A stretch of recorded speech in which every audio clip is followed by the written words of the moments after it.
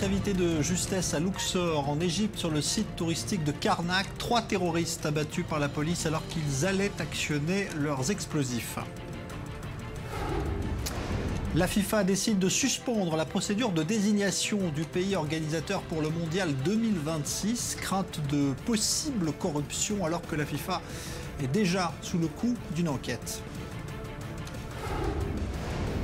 Une unité militaire unique au monde au sein de l'armée israélienne. Des autistes utilisés comme soldats pour observer des photos satellites ou des caméras aériennes.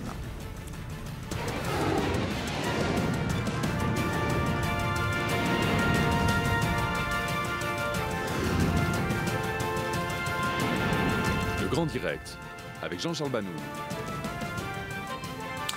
Bonsoir à tous, mais tout d'abord cette opération d'arrestation de routine de l'armée israélienne qui a tourné à l'affrontement la nuit dernière, c'était près de Jenin. Un jeune Palestinien est mort, sans doute visé par des tirs de l'armée israélienne alors qu'il s'apprêtait à lancer un engin explosif. C'est un membre du Hamas qui était visé dans cette opération, Mathias Inbar.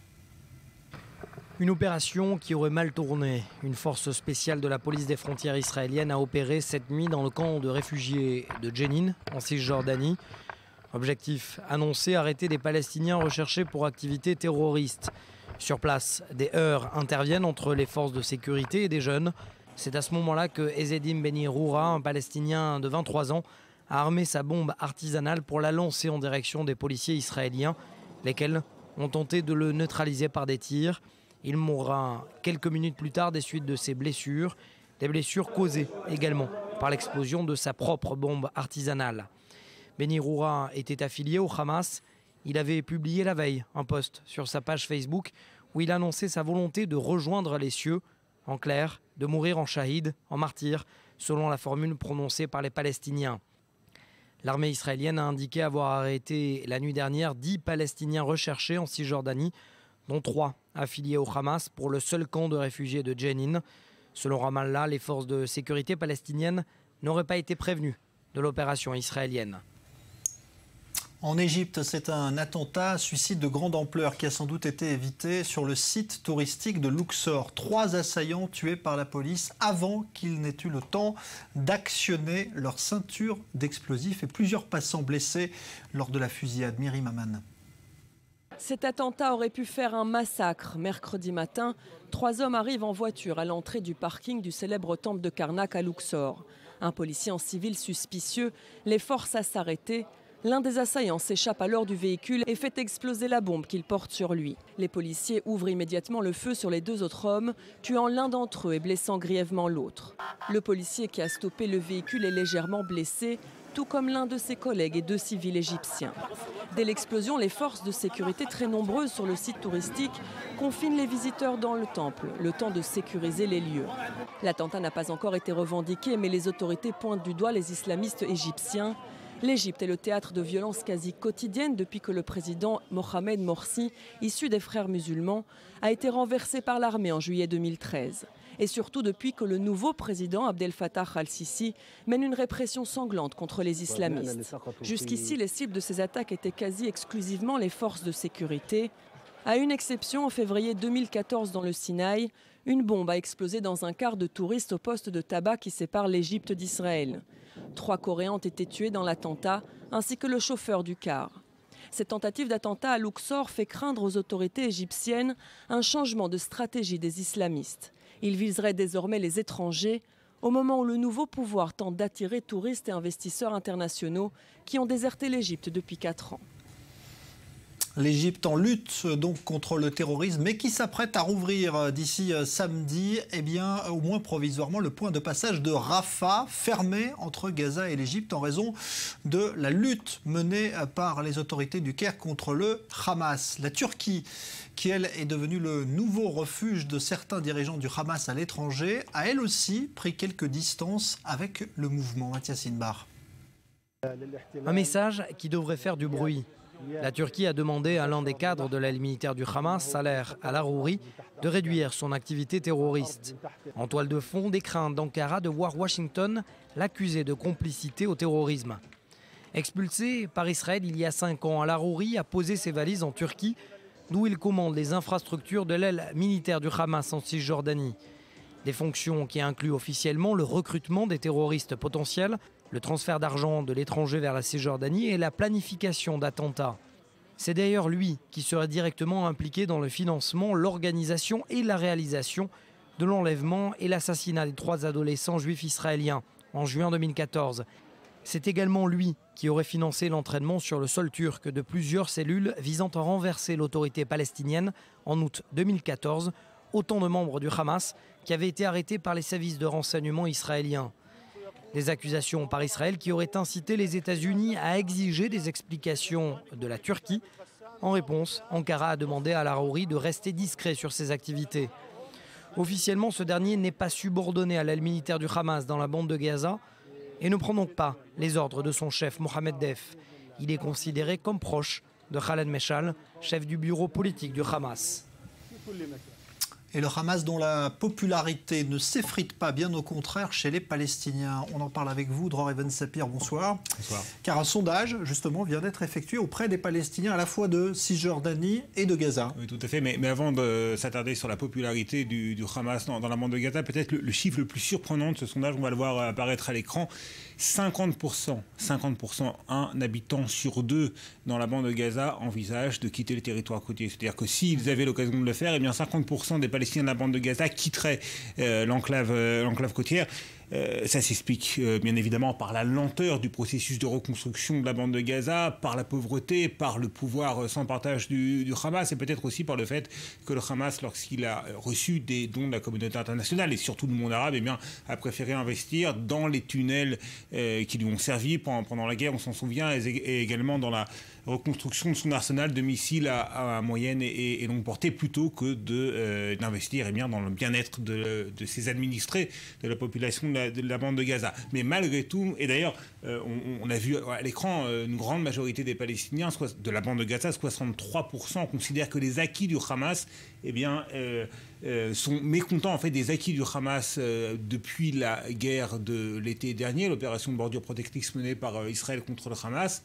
Mais malgré tout, eh bien, on constate que la popularité du Hamas est en assez nette progression, puisqu'en cas d'élection législative, 39% des habitants de la bande de Gaza et 32% de ceux de la Cisjordanie opteraient pour le Hamas et pas donc pour son principal concurrent, le Fatah. Alors justement, il y a toujours cette rivalité entre le Fatah et le Hamas à Gaza, à tel point d'ailleurs que le Hamas accuse aujourd'hui le Fatah de le déstabiliser à l'intérieur de la bande de Gaza avec ce qui s'est passé ces derniers jours. C'est le porte-parole du ministère de l'Intérieur dans la bande de Gaza, donc un membre du Hamas qui accuse ouvertement des membres des services de renseignement de l'autorité palestinienne, parmi eux un proche de Mahmoud Abbas, le président de l'autorité palestinienne, d'être derrière, vous savez, cette mystérieuse série d'explosions de voitures piégées qui ont explosé dans plusieurs points de la bande de Gaza, à proximité des résidences de certains cadres du Hamas, et le Hamas qui accuse ouvertement donc l'autorité palestinienne et ses services de renseignement d'être à l'origine de ces explosions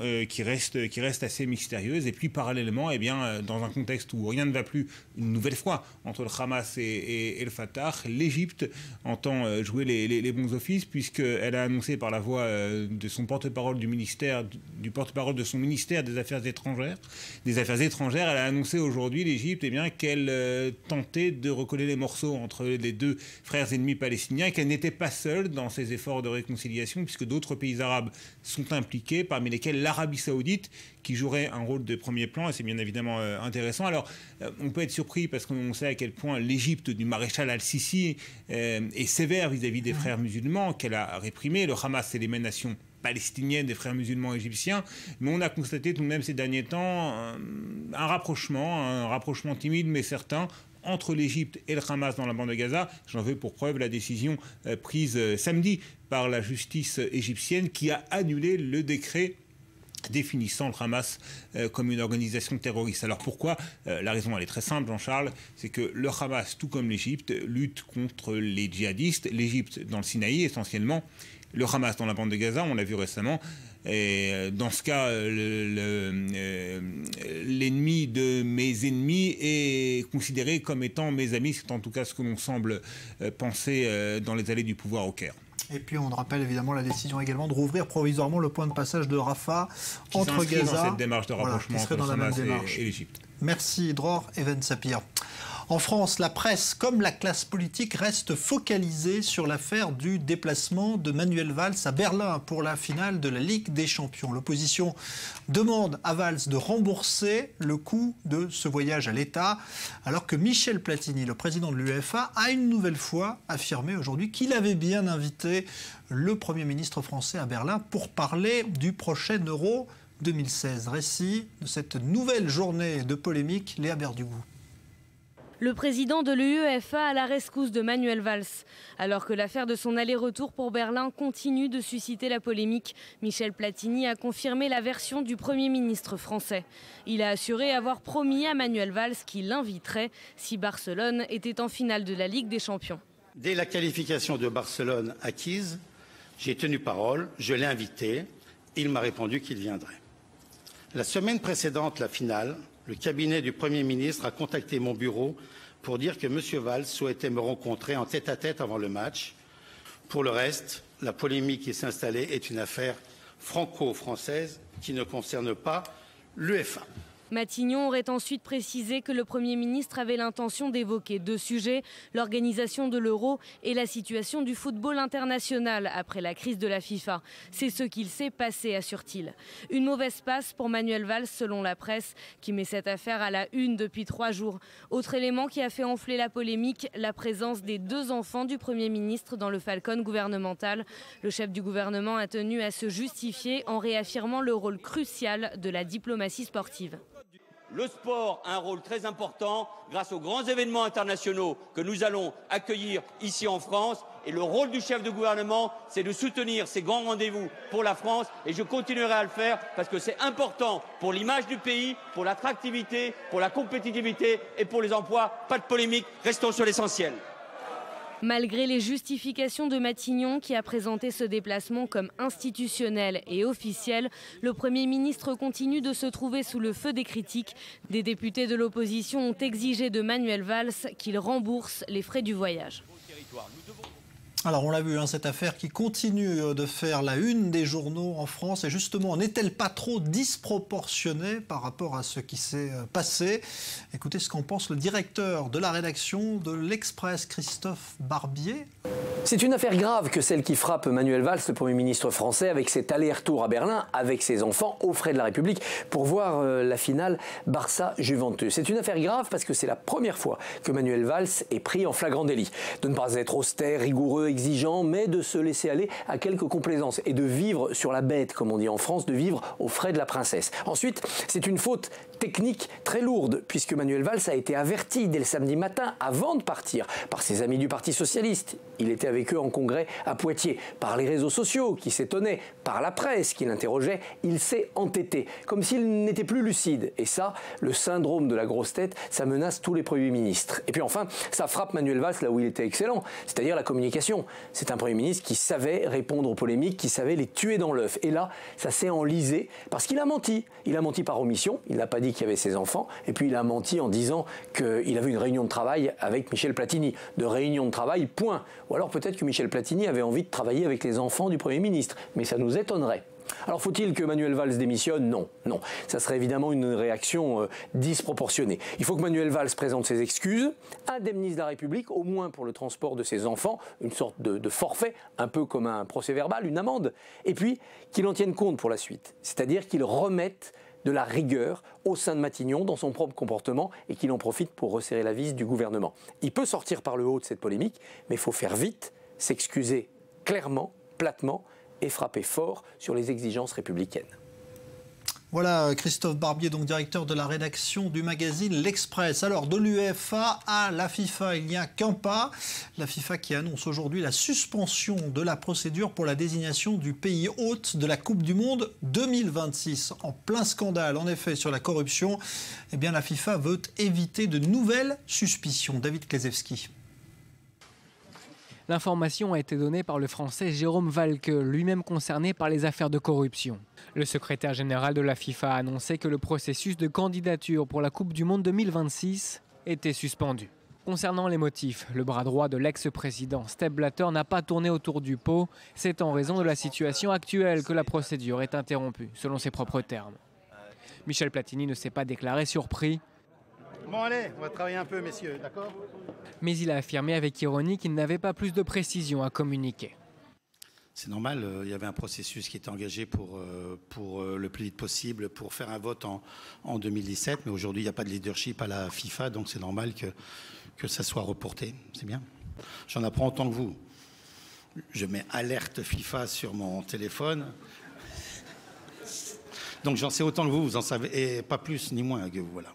À la fin du mois dernier, la justice américaine avait inculpé 14 dirigeants et partenaires de la FIFA pour des faits de corruption présumés, poussant vers la sortie Joseph Blatter la semaine dernière. Mais avant 2026, il y a 2018. La Russie, pays organisateur, ne veut pas que ces tremblements de terre à répétition qui secouent la FIFA ne viennent troubler aussi leur Coupe du Monde.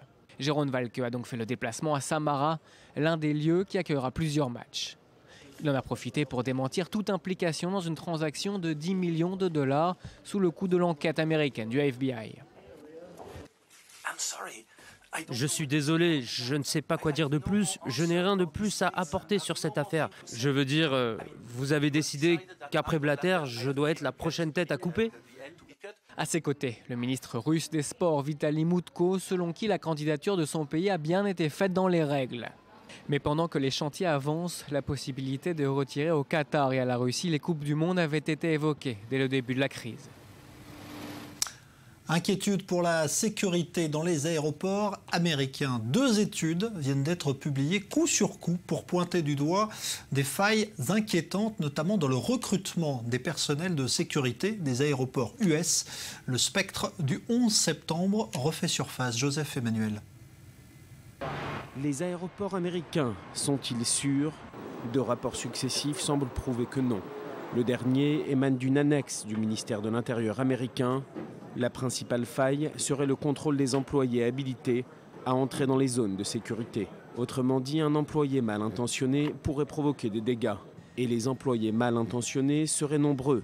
Le rapport affirme que 73 badges ont été donnés à des personnes susceptibles d'avoir des liens avec le terrorisme. Le principal responsable, le manque de coordination entre services. L'administration de sécurité des transports n'a pas identifié ces individus au travers de ces opérations de contrôle parce qu'elle n'est pas autorisée à recevoir toutes les listes liées au terrorisme.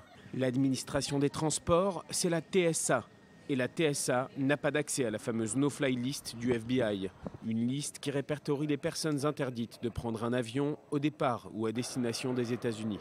Le rapport révèle également que d'anciens employés de l'aéroport de Minneapolis se sont rendus en Syrie pour rejoindre l'État islamique. Il soulève aussi de graves failles dans le système de coupe-file accordé à certains passagers censés être tirés sur le volet, des passe-droits qui seraient distribués sans aucun contrôle, de façon aléatoire, ceci pour gagner du temps.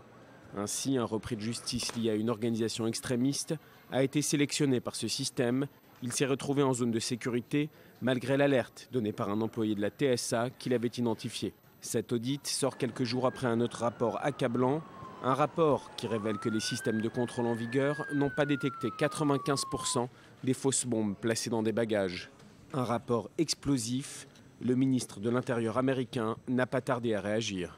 Nous prenons très au sérieux ces résultats dans le cadre de nos efforts constants pour tester, mesurer et améliorer nos moyens techniques face à l'évolution des menaces. Le ministère a demandé une remise à plat des procédures de contrôle. Ces révélations de la chaîne ABC ont provoqué la mise à pied de l'administrateur par intérim de la TSA. Ça n'est pas la première fois que cet organisme est l'objet de critiques. De nombreux parlementaires exigent une explication. Comment sont utilisés les 7 milliards de dollars annuels alloués au TSA. Alors, on va se rendre justement à New York, retrouver notre correspondant David Benaïm. Bonsoir David. C'est vrai que c'est assez effrayant la lecture de ces 2 études. Est-ce que les Américains, du coup, eh bien, ont de nouveau peur de l'avion, de leurs aéroports ? Pas vraiment, en fait. Les rapports consécutifs de ces 2 dernières semaines ont fait la une de toute la presse. Les journaux télévisés ici jouent toujours la carte de la peur pour intéresser les téléspectateurs, et reportage après reportage, on sent bien l'inquiétude qui monte dans l'esprit des passagers interviewés alors qu'ils sont sur le point d'embarquer. On sent une exaspération aussi des passagers, plus par le manque de professionnalisme des agents de sécurité et sur la sélection aléatoire des contrôles que sur le potentiel danger d'une attaque terroriste. Ce qui inquiète le plus, c'est la disparité de la sécurité entre les différents aéroports du pays. Les grands terminaux comme ceux de la région de New York ou de Los Angeles ont un taux d'échec sur ces tests de plus de 75%, alors que les villes comme Chicago ou Atlanta ont un bien meilleur taux de réussite à ces examens de scannage et de palpage des passagers et de leurs bagages. Mais le manque de fiabilité à l'embauche des employés de la TSA et l'échec des différents tests de passage d'explosifs et d'armes au contrôle de sécurité ne va pas changer les habitudes des Américains dans leur projet de voyage. Avec la fin de la récession aux États-Unis et le développement de très nombreuses compagnies de voyage low cost comme JetBlue, les Américains voyagent plus que jamais malgré le danger potentiel qui vient d'être mis en avant. Est-ce qu'il va y avoir par contre une réaction, une réorganisation justement des services de sécurité ? C'est encore la vraie inconnue. Les échecs de la TSA ne sont pas nouveaux depuis sa création en 2002. Pour répondre aux attaques du 11 septembre, les rapports n'ont cessé de mettre en avant les failles de cette administration, principalement créée pour lutter donc contre la vulnérabilité du transport aérien face au terrorisme. Homeland Security, qui est une sorte de ministère de l'Intérieur, ne cesse de remplacer les responsables en charge, en vain. C'est un vrai boulet pour l'administration Obama qui risque d'hériter tel quel son successeur à la Maison-Blanche. Le budget annuel de l'administration américaine pour ce secteur dépasse les 8 milliards de dollars chaque année. Les Américains se demandent sincèrement où passe tout cet argent et les échecs les plus éloquents et l'achat d'énormes et très coûteuses machines de scannage digital laser des passagers. Le genre de machines que l'on retrouve dans des films de science-fiction comme dans Total Recall. Ces body scanners qui devaient permettre la détection d'explosifs et d'armes en tout genre se sont retrouvés complètement inefficaces et ont été retirés 2 ans après leur installation de la plupart des aéroports qui en avaient fait l'investissement. Pour rester sur une note optimiste, il faut tout de même préciser que depuis la création de Homeland Security, les aéroports n'ont jamais été aussi sûrs et que malgré les failles, aucun acte de terrorisme n'a eu lieu dans les aéroports et dans les avions aux États-Unis depuis le 11 septembre.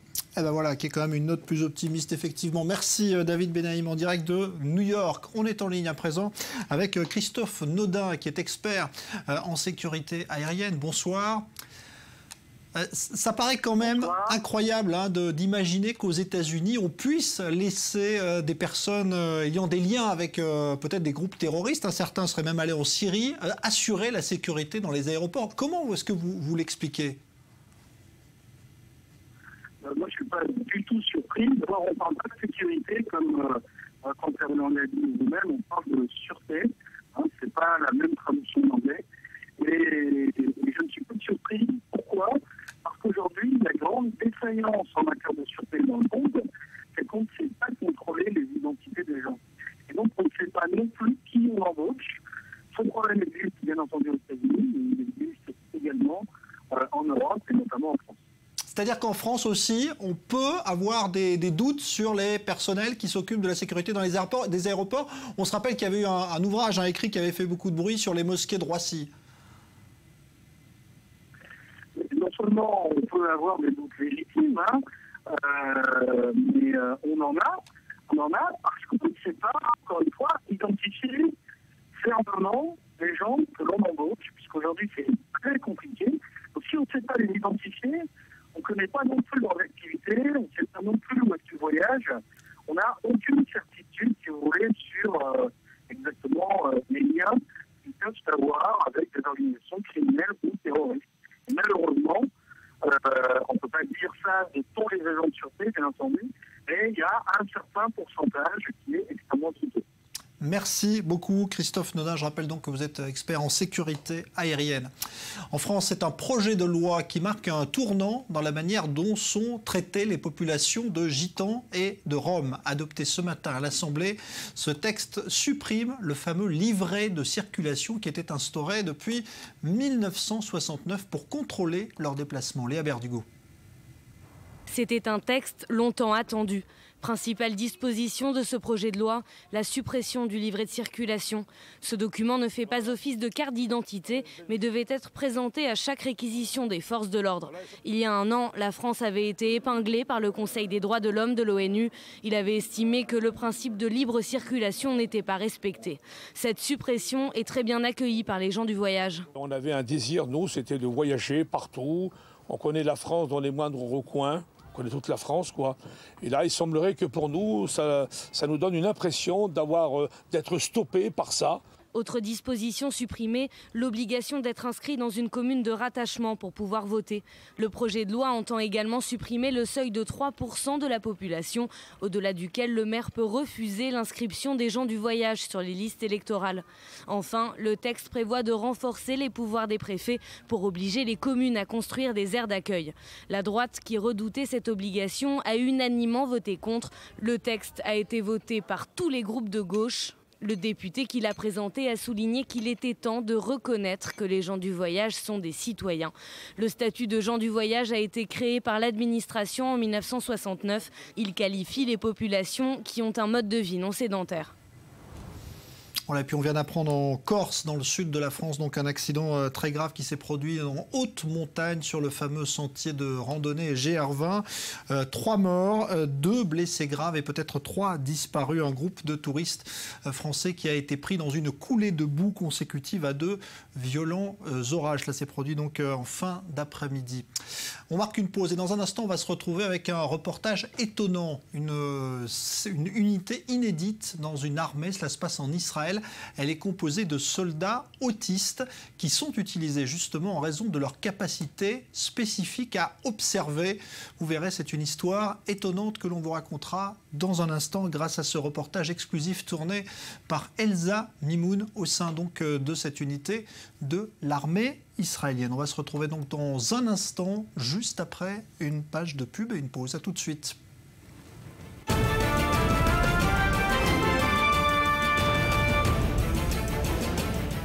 Un massacre évité de justesse à Luxor en Égypte sur le site touristique de Karnak. 3 terroristes abattus par la police alors qu'ils allaient actionner leurs explosifs. La FIFA décide de suspendre la procédure de désignation du pays organisateur pour le mondial 2026. Crainte de possible corruption alors que la FIFA est déjà sous le coup d'une enquête. Et puis une unité militaire unique au monde dans l'armée israélienne, des autistes utilisés comme soldats pour leur capacité à observer. On en parle dans une seconde.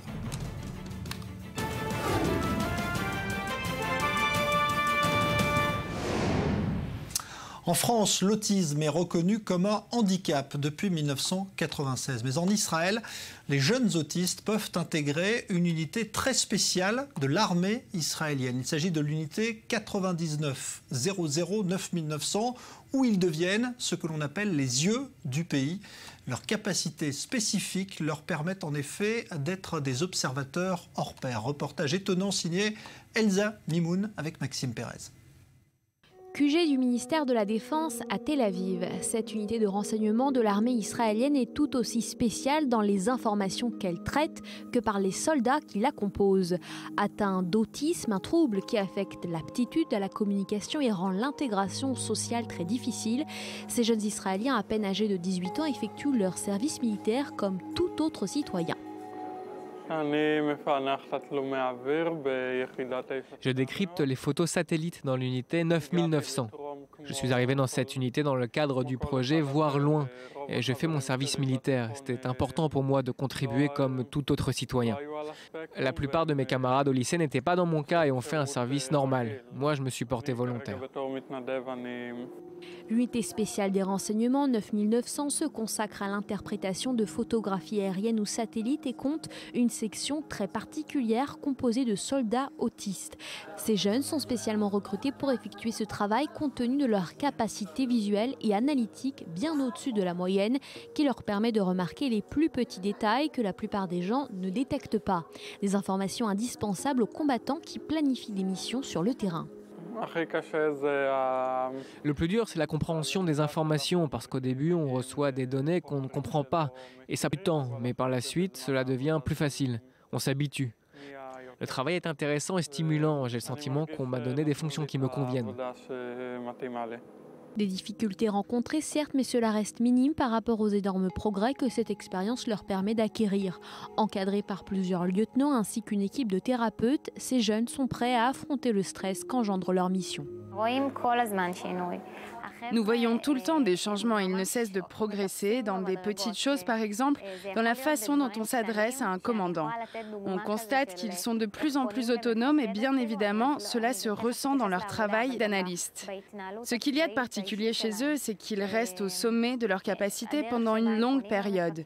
Des soldats qui ne connaissaient pas jusqu'à présent des personnes atteintes du syndrome de l'autisme comprennent à quel point ce sont des gens formidables.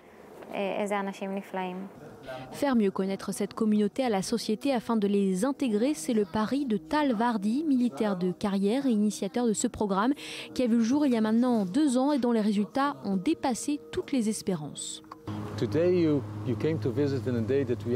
Aujourd'hui, nous faisons passer des tests dans plusieurs nouveaux domaines, comme le fonctionnement de logiciels, la recherche d'informations, en dehors de l'outil Internet, ou encore un travail manuel pour entretenir les équipements. C'est donc un jour spécial pour nous car la 3e session va ouvrir en juillet. On doit trouver les bons candidats. Cependant, Tal Vardi garde les pieds sur terre et ne perd pas de vue la raison d'être de ce programme. Il y a 20 ans, un bébé sur 1000 ou 2000 était diagnostiqué avec le syndrome de l'autisme. Maintenant, cela a augmenté, on parle de 1 bébé sur moins de 100, sans que personne ne comprenne le motif exact de cette expansion. Certes, il y a plus de diagnostics, mais il y a effectivement de plus en plus d'enfants touchés. Tout cela montre que nous devons trouver un moyen pour que ces jeunes prennent part à la société. Beaucoup ne sont pas employés, restent à la maison et donc n'ont aucun futur.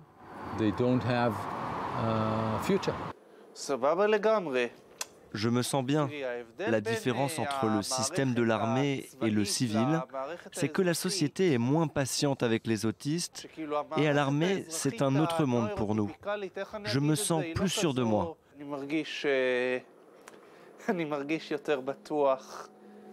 Se sentir utile, à sa place, transformer les difficultés en force, un gage d'avenir pour cette communauté trop longtemps cible de préjugés.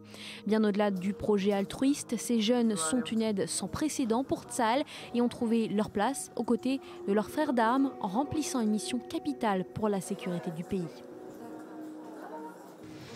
Voilà donc pour ce reportage étonnant, donc bien sur ces jeunes autistes que vous avez réalisé. Elsa Mimoun, bonsoir. Bonsoir, mon Charles. Alors comment d'abord vous avez ressenti la manière dont fonctionnait cette unité, dont travaillaient finalement ces jeunes autistes qu'on vient de voir à l'écran? Alors tout d'abord, il est assez quand même difficile de les approcher, de les contacter. Tout d'abord puisqu'il faut passer par l'armée et puis en plus c'est donc une unité de renseignement composée, on l'a dit, par des autistes. Donc tout ce cadre fait que c'était pas une mince affaire. Bon, on a pu passer une journée avec eux, notamment à la Kirek, qui est le QG du ministère de la Défense, et ce qu'on voit c'est que ces lieutenants en fait sont un peu plus que ça, sont là pour les épauler, pour les calmer si voilà, ils sont stressés pendant leur mission, ce qui arrive très souvent.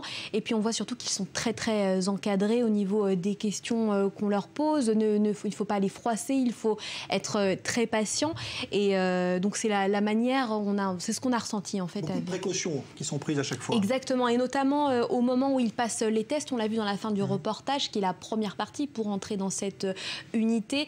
On avait comme consigne de ne pas interviewer les participants dans le cas où ils ne seraient donc pas acceptés, pour pas qu'ils ne soient déçus. On fait vraiment très attention à leur sensibilité. Alors ce qu'on a envie de savoir, c'est comment est venue l'idée à ce militaire donc de créer cette unité. Voilà, son nom, Tal Vardi, comme on l'a vu dans ce reportage, a été donc militaire de carrière, et il a rencontré il y a 3-4 ans un ancien compagnon d'armes qui vivait aux États-Unis, qui avait 2 enfants autistes, et lui a fait part de son inquiétude de savoir comment il pourrait s'intégrer par la suite dans la société civile. Il faut dire que l'autisme en Israël est un mal grandissant, on l'a dit, 1 bébé sur 100 est diagnostiqué environ à l'âge de 2 ans, et il a décidé donc de créer cette unité qui rencontrait en fait l'offre et la demande, puisque Tzahal avait véritablement besoin de ses capacités, des capacités de ces jeunes personnes pour faire ce travail plus en profondeur. Alors, il y a également maintenant un problème plus large qui est celui de l'intégration justement des handicapés dans l'armée israélienne. Ça aussi, c'est un sujet qui est évoqué, qui est pris en compte. Alors, il existe des possibilités de volontariat pour des handicapés moteurs ou mentaux, mais il faut dire qu'ils sont beaucoup moins encadrés que ça, et que ce n'est pas toujours un succès au final pour les personnes. Merci Elsa Mimoun, donc reportage étonnant que l'on a vu grâce à vous donc sur cette unité composée d'autistes dans l'armée israélienne. Merci Elsa. Les États-Unis vont envoyer 450 soldats supplémentaires en Irak. Il s'agit principalement de conseillers ou de soldats destinés à entraîner les forces irakiennes dans leur lutte contre l'État islamique. Il y a quelques jours, Bagdad avait fustigé le manque d'aide militaire de la part de la communauté internationale. Joseph Emmanuel. L'appel du Premier ministre irakien a-t-il été entendu par Barack Obama? Ils sont 450 soldats américains à fouler dans les jours qui viennent le sol irakien.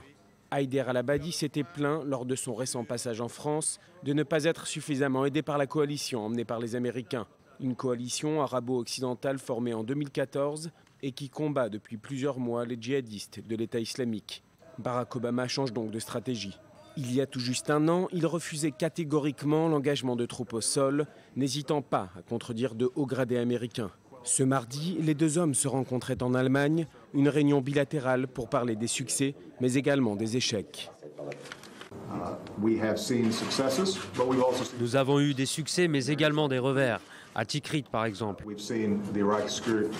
Nous avons vu les forces de sécurité irakiennes opérer très efficacement avec la coalition internationale pour repousser l'État islamique. Mais plus récemment, à Ramadi, nous avons vu Daesh concentrer ses forces pour gagner du terrain à court terme. 450 soldats américains supplémentaires pour accélérer la formation des troupes irakiennes en très grande difficulté face à Daesh qui ne cesse de gagner du terrain. Cette décision n'étonne pas les spécialistes militaires qui affirment depuis un moment que le déploiement de troupes au sol est une étape inévitable. De son côté, la Maison-Blanche parle d'améliorer les capacités et l'efficacité des partenaires sur le terrain. Mais comme il y a quelques mois, elle précise que les soldats, qui rejoindront les 3100 soldats déjà présents en Irak, ne participeront pas aux opérations de combat au sol. Alors justement, c'est une question qu'on va se poser avec vous. Ali Waqued, bonsoir. Bonsoir. Expert pour le monde arabe et musulman. Ces soldats américains qui sont de plus en plus nombreux quand même, est-ce que vraiment ils ne combattent pas? Ils servent uniquement à faire de la logistique? Officiellement, ils doivent servir pour faire la logistique, mais Jean-Charles, je ne pense pas que la solution se trouve que dans l'aspect militaire. On voit que les tribus sunnites de la région accueillent l'État islamique, lui donnent le soutien logistique. On sait qu'il y a une très profonde collaboration entre les anciens membres du parti Baath, les anciens militaires, les anciens officiers de l'armée irakienne du temps de Saddam Hussein collaborent avec l'État islamique. Donc c'est bien d'avoir une vision militaire, mais sans la combiner avec une vision politique qui a pour but d'intégrer les sunnites dans la vie politique irakienne, dans les institutions de l'Irak. Dans la bataille contre l'État islamique, je ne vois pas comment est-ce qu'on peut trancher cette bataille. Il peut se faire que les forces irakiennes arriveront à nettoyer et à blanchir Ramadi de la présence de l'État islamique, mais ça ne signifie pas la fin de la bataille, ça ne signifie pas la fin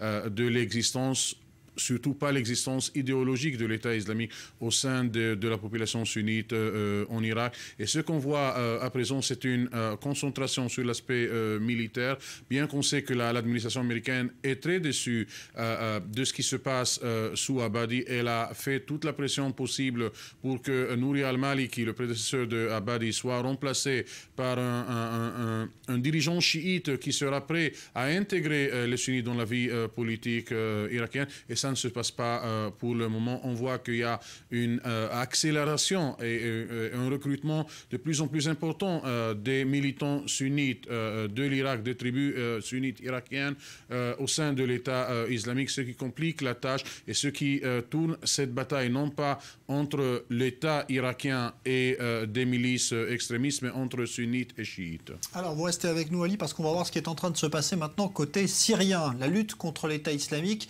va s'intensifier à la frontière libanaise.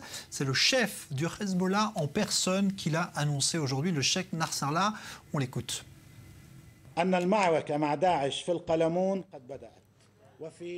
La bataille contre le groupe État islamique dans le Kalamoun syrien et dans l'anti-Liban a commencé. Ils ont engagé les combats, mais nous allons poursuivre la bataille jusqu'à mettre un terme à la menace terroriste et takfiriste qui pèse sur nos frontières. Voilà donc ce qu'a dit Nasrallah ce soir, Ali Waked. Ça veut dire que le chef du Hezbollah fait une annonce très solennelle là, sur cette bataille qui s'engage? Oui, c'est une évolution très importante dans cette bataille dans la région du Kalamoun. C'est peut-être la première fois où le Hezbollah et l'État islamique se sont face à face dans les frontières entre la Syrie et le Liban. Pour le Hezbollah, c'est une bataille stratégique, non pas seulement pour l'avenir du régime Assad, mais pour l'avenir, pour l'existence du Hezbollah comme une force importante au Liban. Si jamais ces frontières sont pénétrées, sont infiltrées par l'État islamique, la ceinture qui rattache encore le Hezbollah à la Syrie, le passage très fameux des armes en provenance de l'Iran vers le Hezbollah sera sous contrôle de l'État islamique, sera sous contrôle des Saoudiens et des Turcs, et ça, ce que le Hezbollah ne peut pas se permettre. Le Hezbollah concentre ses forces dans le Kalamoun, mais ça explique aussi les revers qu'on voit dans d'autres parties en Syrie, dans la région d'Aleppo, etc. Ce qui signifie que le Hezbollah concentre sa masse de forces dans cette région et on voit moins de forces dans d'autres régions, et on voit dans les dernières semaines des revers très importants du régime syrien. Néanmoins, Jean-Charles, le Hezbollah a déclaré hier que la troisième partie de la libération du Kalamoun a commencé, et les Iraniens de l'autre côté ont envoyé un appel à tous les milices chiites qui se trouvent en Syrie de se préparer à la grande contre-offensive qui a pour but d'arrêter les progrès de l'État islamique. Merci Ali Waked. L'heure tourne pour la Grèce et toujours pas d'accord financier en vue avec l'Europe. Les discussions se poursuivent, mais les positions entre Athènes et ses créanciers semblent encore très éloignées. David Klezewski. Cette rencontre était présentée comme l'un des points d'orgue des négociations financières. Angela Merkel d'un côté, Alexis Tsipras de l'autre. Mais ces discussions bilatérales ont tourné au feuilleton. Entretiens annoncés puis reportés, mais pas tout à fait annulés. C'est finalement par déclaration interposée que les plus hauts dirigeants se sont exprimés. Nous n'avons pas encore fixé de date, mais si le ministre grec veut parler avec nous, nous allons bien sûr le faire. Les pourparlers avec les trois institutions doivent continuer. Le but est de maintenir la Grèce dans la zone euro. Mon approche consiste toujours à dire que si on veut, on peut. Quand on veut, on peut.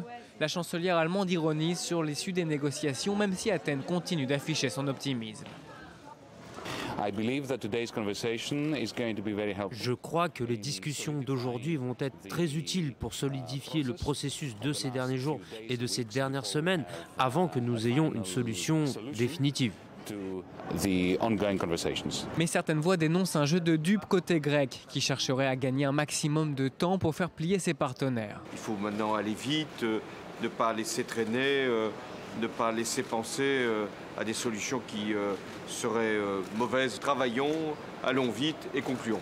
Dernière source de tension en date, la question des déficits autorisés pour la Grèce.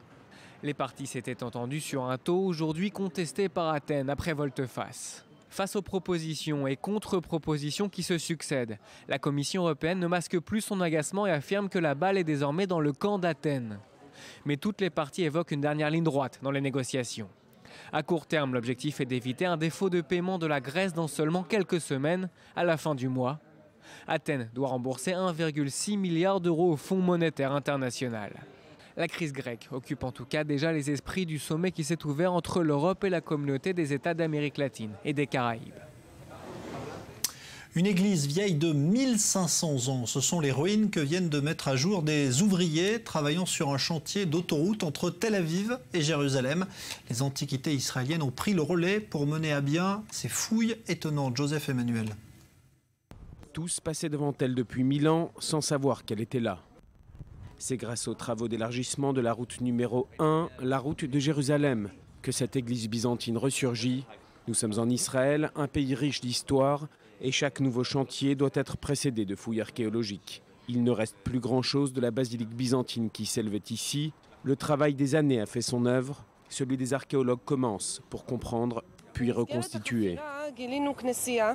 Pendant les fouilles, nous avons découvert une église. L'église a été construite entre le 5e et le 7e siècle, à l'époque byzantine. L'église comprend une chapelle latérale pavée de mosaïques et à l'angle nord-est, il y a des fonts baptismaux. Il est très simple de connaître l'âge du site, plus compliqué de savoir avec précision à quoi il ressemblait. Et l'étude des basiliques de la même période aide considérablement les archéologues à remonter le temps. L'édifice mesurait 22 mètres de long sur 12 mètres de large. Au centre s'élevait la nef, divisée par des colonnes de marbre. L'avant du bâtiment ouvrait sur une grande cour. S'y trouvaient 7 citernes pour conserver l'eau, une denrée rare dans la région. S'y trouvent encore des inscriptions en grec avec les noms de Jésus et de Marie, des mosaïques représentant toutes sortes d'animaux et les symboles du christianisme éparpillés tout le long de ce qui est désormais un musée en plein air. Les spécialistes pensent que cette église a pu être un centre de chrétienté pour toutes les communautés avoisinantes. À l'heure où certains dans la région s'appliquent à effacer l'histoire, les autorités israéliennes ont décidé de conserver ce site historique vieux de 1500 ans. Le chantier de la route numéro 1 sera donc déplacé de quelques jours, de quelques mètres aussi.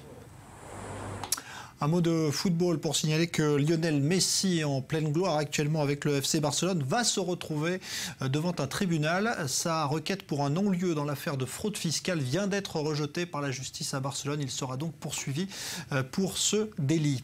Le basket et le feuilleton à suspense de la finale NBA aux États-Unis. Les Cavs de Cleveland mènent 2 victoires à 1 après un nouveau succès cette nuit sur Golden State, grâce une nouvelle fois à une performance étonnante de LeBron James. Lise Barenbaum. Cleveland prend l'avantage sur Golden State en finale NBA. Les hommes de David Blatt en sont à 2 victoires contre 1. Hier soir, Cleveland l'a emporté 96-91 à Oakland pour le 3e match de la série. LeBron James a signé une performance exceptionnelle en cumulant 40 points, 12 rebonds, 8 passes, 4 interceptions et 2 contres. La star des Cleveland Cavaliers établit ainsi un nouveau record de points sur les 3 premiers matchs de la finale, avec 123 points au total, plus qu'aucun joueur dans l'histoire, que ce soit Michael Jordan, Magic Johnson ou Kobe Bryant. La victoire n'est pas loin et je fais tout mon possible pour qu'on y arrive. Je sais que vous m'entendez tout le temps dire que les efforts à faire sont colossaux et c'est ce que j'essaie de mettre en place. J'essaie de mettre le plus de paniers possible, je fais de mon mieux pour aider notre équipe à gagner, c'est tout ce qui compte. L'autre héros de la soirée pour Cleveland, c'est Matthew Dellavedova. Le meneur australien, remplaçant de Kyrie Irving, a apporté 20 points, 5 rebonds et 4 passes. Une hargne qui a même dérangé le meneur des Warriors et MVP de la saison, Stephen Curry, qui reste néanmoins positif. Nous avons la profondeur de jeu, nous avons le talent pour y arriver, que nous jouions à domicile ou à l'extérieur. Nous n'avons aucune excuse pour les 3 premiers quart-temps. Nous avons joué dur, nous étions investis, mais les résultats n'ont pas suivi. Quand nous sommes à l'extérieur, il faut que nous jouions à fond librement. Nous devons attaquer pour gagner cette finale. Les Warriors ont compté jusqu'à 20 points de retard dans le 3e quart-temps. Ils ont relevé la tête dans la dernière période, à l'image de Curry qui a marqué 27 points. Les Warriors sont même revenus à 1 point, 81-80, mais n'ont pas réussi à prendre le dessus. Golden State se retrouve dans la même situation que lors de la demi-finale de conférence Ouest contre Memphis, avec 2 défaites consécutives. Curry et ses coéquipiers avaient alors trouvé les solutions pour s'imposer en 6 matchs. Les Cavaliers, eux, ne sont plus qu'à 2 succès du premier titre NBA de leur histoire. Les 2 équipes se retrouveront jeudi à la Quicken Loans Arena pour la 4e manche. Il serait plusieurs millions en Inde, mais on parle peu souvent d'eux. Descendants d'une des tribus d'Israël, ils sont indiens et juifs et certains viennent parfois s'établir en Israël. Le programme d'intégration Taglit veut ainsi faire découvrir Israël aux jeunes juifs indiens. Shahar Peled les a suivis à leur arrivée avec Léa Berdugo. Le partenariat entre Israël et l'Inde est un exemple pour le monde entier. Les relations israélo-indiennes passent à l'étape supérieure alors qu'on annonce une visite historique du Premier ministre indien en Israël dans le courant de l'année. Mais d'ici là, c'est une délégation d'un autre genre qui débarque du sous-continent. Les Indiens, ou du moins ceux de mon entourage, ne savent pas qu'il y a des Juifs en Inde. Ils ne connaissent rien de la religion juive. On me dit souvent « tu es ma première amie juive ». Ces jeunes issus d'une minorité juive d'Inde sont venus grâce à Taglit, un projet visant à relier les communautés juives du monde entier à Israël. Même certains Indiens ne savent pas que nous existons. Les Juifs indiens n'ont pas d'autre choix que de se mêler aux autres religions. J'étais dans une école internationale avec 500 autres étudiants et j'étais le seul juif. L'hindouisme reste la religion prédominante en Inde, avec près de 800 millions d'adeptes. Les juifs, eux, ne sont plus que 5000, principalement établis à Mumbai. Leur lien spirituel à la terre de leurs ancêtres, ainsi que d'autres considérations économiques, ont poussé la plupart des 30 000 juifs autrefois présents en Inde à s'installer en Israël. Le musée de l'indépendance, c'est ici que la création d'Israël a été annoncée en 1948. Le groupe est accompagné de 2 soldats. Tous 2 ont émigré d'Inde et sont aujourd'hui fiers d'être dans l'armée, ce qu'ils auraient hésité à faire dans leur pays natal. Je sais que mon pays a besoin de moi, il faut bien le faire. J'ai tout de suite senti que c'était mon pays, alors je me suis enrôlé dès mon arrivée. Ma famille s'est installée en Israël il y a une dizaine d'années. Nous sommes bien ici. L'Inde nous manque, mais on est mieux en Israël. Ma famille tient une boutique d'épices indiennes dans le marché de Ramleh. Alors nous préservons notre culture. Nous vivons à l'indienne, mais dans une autre région du monde. L'immigration massive des Juifs d'Inde au cours des 6 dernières décennies aura laissé 14 synagogues, 2 écoles juives et une communauté qui tend à disparaître. Mais les liens entre les 2 pays, eux, se portent mieux que jamais. Il y a tout juste 40 ans, sortait sur les écrans de cinéma américains un film qui allait devenir culte. Il s'agit des Dents de la Mer de Steven Spielberg, référence en matière de films d'horreur. Alors retour sur ce phénomène avec Ayman Siksi et Léa Volbert. C'est l'une des musiques de films les plus célèbres, celle des Dents de la Mer, le thriller de Steven Spielberg, une référence pour les amateurs de grands frissons. Un film qui marquera un tournant pour le jeune réalisateur, encore méconnu à l'époque. Et premier défi d'envergure pour cette grande production sortie en 1975, réunir le bon casting. En général, je demande à l'acteur de surjouer pour que je puisse ensuite le modérer.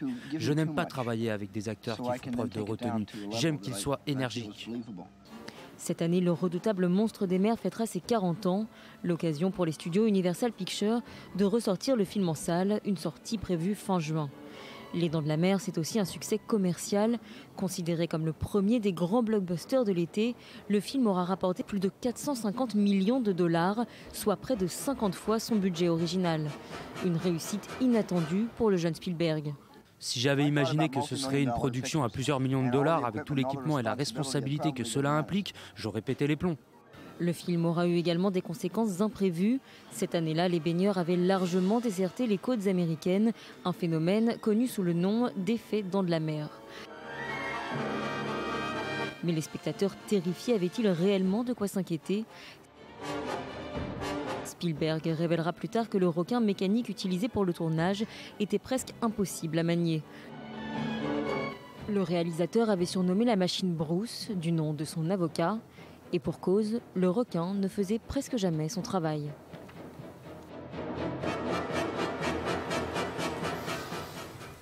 On va se retrouver dans une dizaine de minutes pour évoquer un sujet brûlant en Israël. L'étiquetage des produits israéliens qui seraient fabriqués dans les colonies, c'est envisagé de plus en plus en Europe. Et puis le fameux boycott qui menace Israël et qui est considéré parfois comme une forme d'antisémitisme. Écoutez justement l'interview exclusive et en extrait qu'a accordé le comédien Yvan Attal qui réalise un film sur le sujet actuellement en Israël. En fait, c'est un film à sketch. Chaque sketch est un cliché antisémite. On passe par les Juifs sont partout, les Juifs ont de l'argent, les Juifs s'entraident, le complot juif, les Juifs ont tué Jésus, ras-le-bol de la Shoah et Israël. Et donc chaque sketch, chaque cliché est traité, chaque histoire est un cliché antisémite, donc une histoire courte sur ce sujet-là. Et en fait, l'idée, c'est de démonter les clichés antisémites sous forme de comédie, quoi. Voilà, une interview à voir dans son intégralité dans le Culture Mag de Valérie Abécassis. Et nous, on débattra du boycott, justement, et de l'étiquetage des produits fabriqués dans les territoires, l'impact économique que cela peut avoir, notamment avec des invités. Puis on vous racontera également les dérives auxquelles peut conduire le boycott en France, notamment avec ce qui s'est passé aujourd'hui via la page Facebook d'un député communiste. C'est Cyril Amar qui viendra nous raconter tout cela. Dans un instant, nouveau point sur l'actualité, point complet avec Daniel Atlan. À tout à l'heure pour la suite du Grand Direct.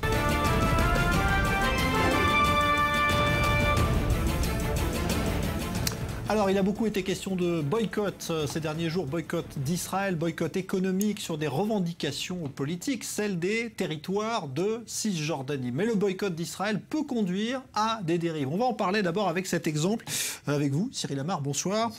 Exemple qui nous vient de France et d'un député français.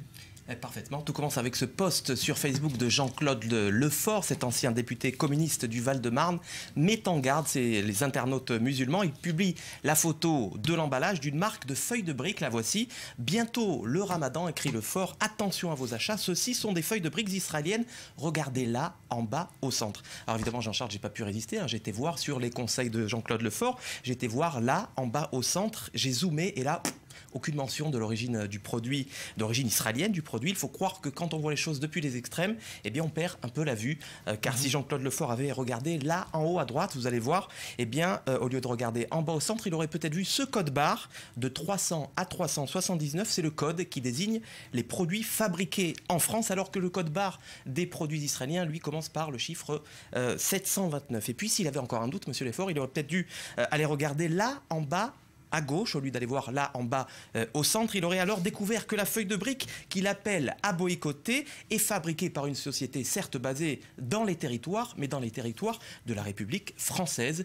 Le raccourci était trop beau, Kasher égale juif, juif égale Israël, Israël égale colonisation. Évidemment, l'affaire était pliée comme une feuille de brique. Alors évidemment, Jean-Claude Lefort n'en est pas à sa première diatribe, c'est un passionné d'Israël à sa manière. Son compte Facebook, vous allez voir, est truffé de posts anti-israéliens, tout y passe, l'affaire Orange, le racisme anti-éthiopien, les lycéennes israéliennes privées de short à l'école, la suspension d'Israël à la FIFA. Sur son compte Facebook, il a toutefois tenu à apporter une précision puisqu'il n'a pas donné suite à nos appels. Nous avions essayé d'éclaircir les choses avec lui, il n'a pas souhaité donner suite. Alors il précise la chose suivante, encore une fois, je n'ai pas appelé au boycott des feuilles de briques JR, j'ai attiré l'attention des consommateurs sur l'origine de ce produit. En effet, dès lors que les produits israéliens issus des colonies ne sont pas identifiables comme tels, tout est possible en la matière. Si les produits ne viennent pas des colonies et que c'est prouvé, dont acte. Voilà, on espère qu'il est à présent convaincu de notre démonstration. Sur Facebook, comme sur les feuilles de briques, Jean-Charles, on aimerait quand même voir apparaître la date de péremption. Ça nous éviterait les postes indigestes. Voilà. Merci Cyril Amar. Alors ça lance évidemment notre discussion puisqu'on est ce soir avec Valérie Offenberg. Bonsoir. Bonsoir. Vous présidez le Connecting Leaders Club. Vous venez d'organiser cette conférence économique d'Herzliya où vous avez fait venir Nicolas Sarkozy et il a été question du boycott. On va en reparler évidemment. Et puis je reçois Gilad Alpern. Bonsoir.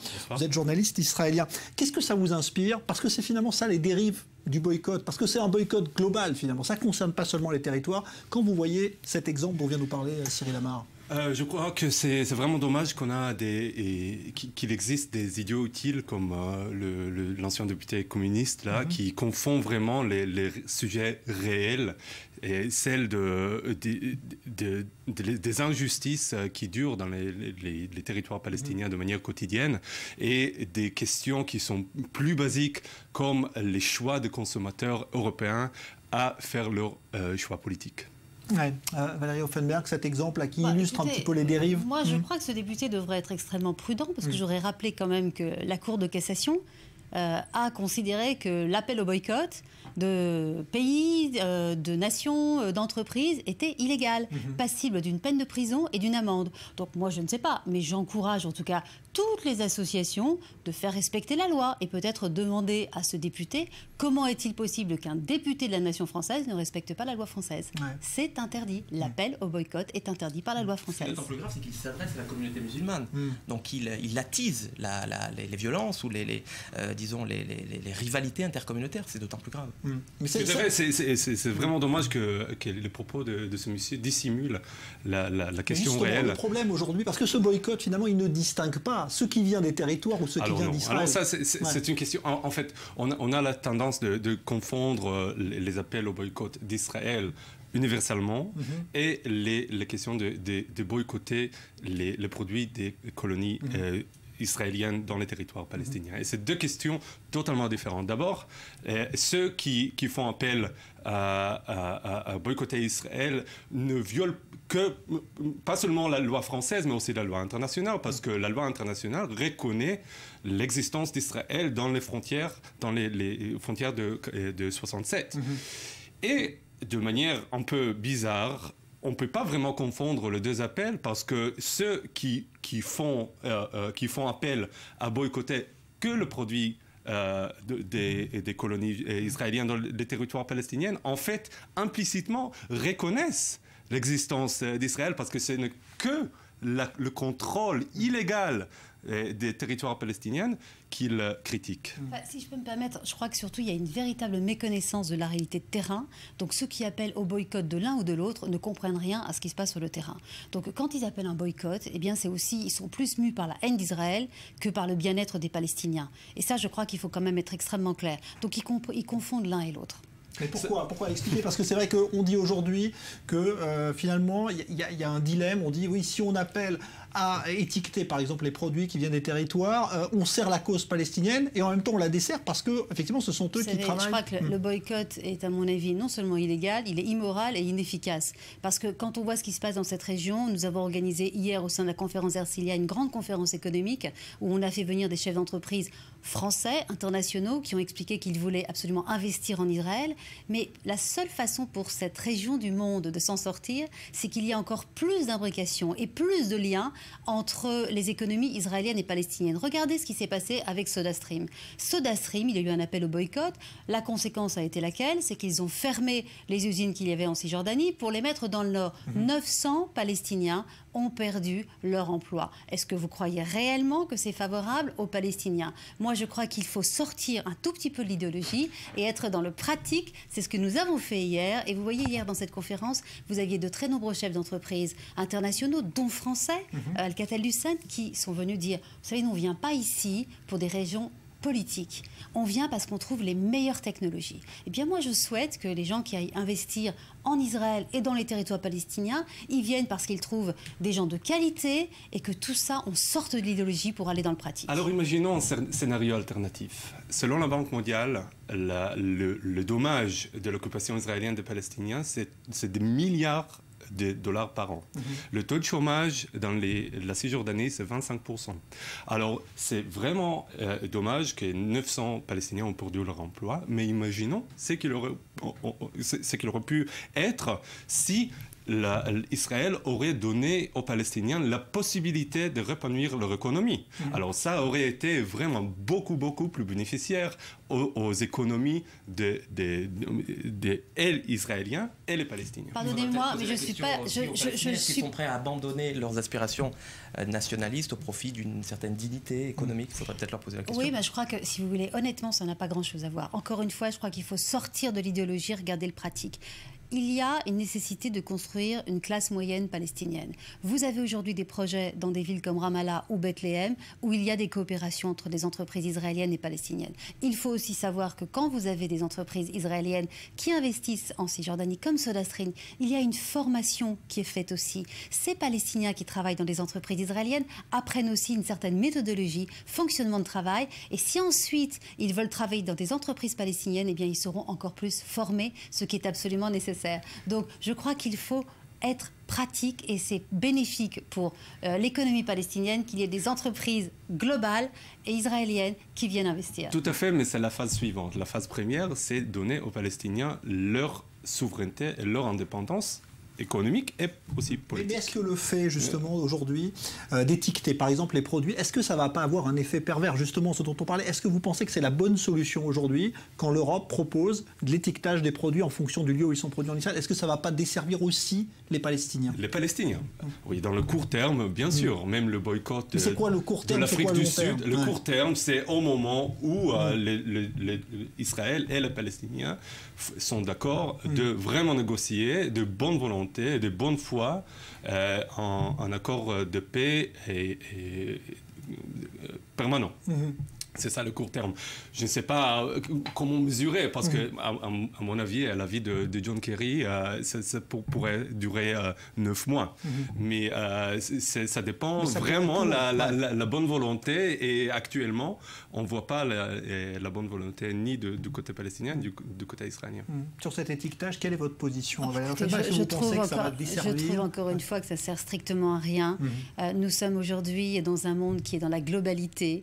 Encore une fois, dans cette conférence, nous avions des grandes entreprises telles que Airbus qui fonctionnent et qui ont des pièces venant de tous les pays. Imaginez qu'on demande à chaque grande entreprise de dire d'où vient chaque pièce. Est-ce que vous pensez que certaines grandes entreprises ne travaillent pas avec des pays où les droits de l'homme ne sont pas respectés? Y a-t-il une demande d'étiquetage pour chaque pièce se situant dans une entreprise? Ça n'existe pas. Nous sommes encore dans une autre fois dans un double standard. Pourquoi est-ce qu'on traiterait Israël différemment? Pourquoi est-ce qu'on ne demanderait pas dans ces cas-là à chaque grande entreprise de mettre l'étiquetage de chaque pièce, d'où elle vient dans chaque produit? Pardonnez-moi, mais c'est ridicule, contre-productif, simplement dans l'idéologie, et ce n'est bon ni pour les Israéliens, ni Palestiniens. Pensons global. Ça a été le succès d'Israël, c'est de penser global. Il faut aujourd'hui que les Palestiniens, s'ils veulent réussir à construire une économie, commencent aussi à penser global. Alors, il faut distinguer deux choses. Si ce n'est pas praticable, c'est une chose, et si ça ne sert à rien, c'est une autre chose. Quand même, peut-être ce n'est pas praticable qu'on demande à toutes les entreprises dans le monde de faire étiqueter leurs produits, mais peut-être c'est désirable, je ne sais pas.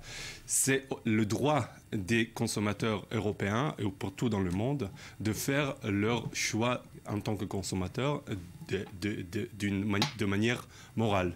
Et s'ils veulent, et ça, je ne leur demande pas quelle est leur motivation, mais s'ils pensent que la motivation d'aider les Palestiniens dans leur manière à acquérir leur souveraineté, leur indépendance, c'est par faire pression économique sur Israël, à mon avis, c'est tout à fait légitime.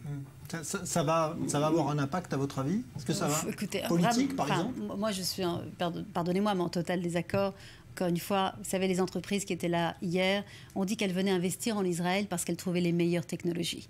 Et moi, je crois que la meilleure façon de répondre au boycott, c'est de voir des grandes conférences comme celle-ci où les entreprises viennent. Elles viennent pourquoi? Parce qu'elles n'ont pas le choix. Parce qu'aujourd'hui, dans un monde digital, dans un monde global, eh bien, Israël est aujourd'hui au cœur de cette modernité, que ces grandes entreprises mondiales viennent chercher cette modernité, et je crois que c'est une chance pour les territoires palestiniens d'avoir des voisins comme Israël et de pouvoir aussi bénéficier de cette formation et de cette modernité. Alors, ça, c'est le premier point. Je pense que d'avoir des entreprises israéliennes dans les territoires palestiniens, c'est une chance pour les Palestiniens. Et deuxièmement, en Europe, les gens ne comprennent rien. Entre le double étiquetage et un boycott, ils ne font pas la différence. Et je crois qu'il faut sortir de cette distinction. C'est une erreur de la part du gouvernement français d'encourager à cela, parce que quand on encourage à l'étiquetage, eh bien, les gens pensent aussi que c'est un encouragement au boycott. Alors, stop! Il faut cesser ces initiatives inutiles, immorales, et allons plutôt sur une économie globale et développons l'économie dans toute cette région. Alors, je vais vous laisser répondre juste un mot de la fin dans un instant, mais je voudrais qu'on écoute justement le sentiment d'un acteur français qui a choisi de tourner un film parce qu'il a constaté, comme d'autres en France, que parfois cet anti-Israël, ce sentiment anti-israélien pouvait mener de manière dangereuse à l'antisémitisme. C'est Yvan Attal qui a accordé cet entretien exclusif à Valérie Abécassis et il tourne justement un film en ce moment en Israël. Écoutez un extrait. En fait, c'est un film à sketch. Chaque sketch est un cliché antisémite. On passe par les Juifs sont partout, les Juifs ont de l'argent, les Juifs s'entraident, le complot juif, les Juifs ont tué Jésus, ras-le-bol de la Shoah et Israël. Et donc chaque sketch, chaque cliché est traité, chaque histoire est un cliché antisémite, donc une histoire courte sur ce sujet-là. Et en fait, l'idée, c'est de démonter les clichés antisémites sous forme de comédie, quoi. Entre les sketchs, il y a un lien d'un rôle que je joue, d'un type qui va voir son psy, qui lui dit moi je vois et je sens de l'antisémitisme ici. Tout le monde me dit que j'exagère et que je suis paranoïaque, d'où ma présence chez le psy. J'ai pas peur, je suis un peu inquiet. Ça veut dire j'ai des enfants, je grandis dans un pays qui commence un peu à m'inquiéter. Quand on voit l'armée française devant les synagogues, devant les écoles juives, devant les restaurants cachers, c'est un peu inquiétant. La manière dont est importé le conflit israélo-palestinien provoque énormément d'antisémitisme. Ça veut dire on associe les Juifs à Israël. C'est un prétexte. C'est un prétexte. Ce qui se passe ici, a priori, ne devrait pas avoir de rapport avec la France, avec l'Europe, avec le monde, etc.